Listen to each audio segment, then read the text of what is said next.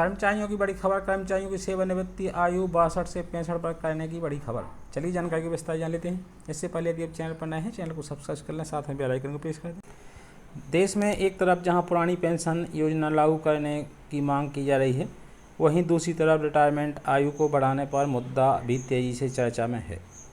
इसी बीच सेवानिवृत्ति की आयु जहां 65 से बढ़ाकर 68 वर्ष किए जाने की मांग की जा रही है, वहीं उच्च न्यायालय के न्यायाधीशों की भी सेवानिवृत्ति को भी 62 से बढ़ाकर 65 वर्ष करने का प्रस्ताव तैयार हुआ था।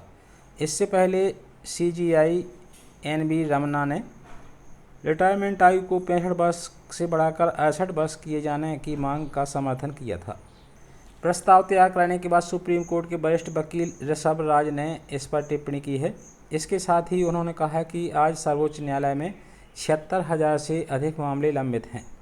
ऐसे में न्यायालय वितरण प्रणाली में हो रही देरी को देखते हुए जहां आयु में वृद्धि जनहित और न्याय की दोनों में बड़ा फैसला हो सकता है।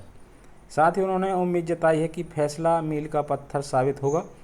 इतना ही नहीं, सुप्रीम कोर्ट के वरिष्ठ अधिवक्ता ऋषभ राज का कहना है कि प्रौद्योगिकी के बढ़ने के बाद साथ ही साथ व्यवस्थित और सुव्यवस्थित तरीके से सेवानिवृत्ति की आयु को बढ़ाने के प्रस्ताव पर विचार करते हुए कई बातों को ध्यान में रखना अनिवार्य है। अधिवक्ता ऋषभ राज का कहना है कि भारतीय अदालत मामले में एक बड़े बैकलॉग से गुजर रहा है और न्यायाधीशों की उम्र में वृद्धि से बैकलॉग को कम किया जा सकता है।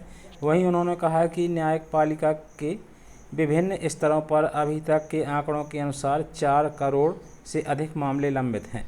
ऐसे में सेवानिवृत्ति की आयु को बढ़ाना न्यायिक व्यवस्था को सुदृढ़ करने के साथ ही साथ शासकीय दृष्टि से भी एक महत्वपूर्ण कदम माना जा सकता है। हालांकि जब हम सेवानिवृत्ति की आयु के बारे में बात करते हैं तो 65 वर्ष को सेवानिवृत्ति होने की आयु माना जाता है। वहीं 65 वर्ष तक जो लोग स्वस्थ हैं उनके हित में ये फैसला लेना उचित हो सकता है।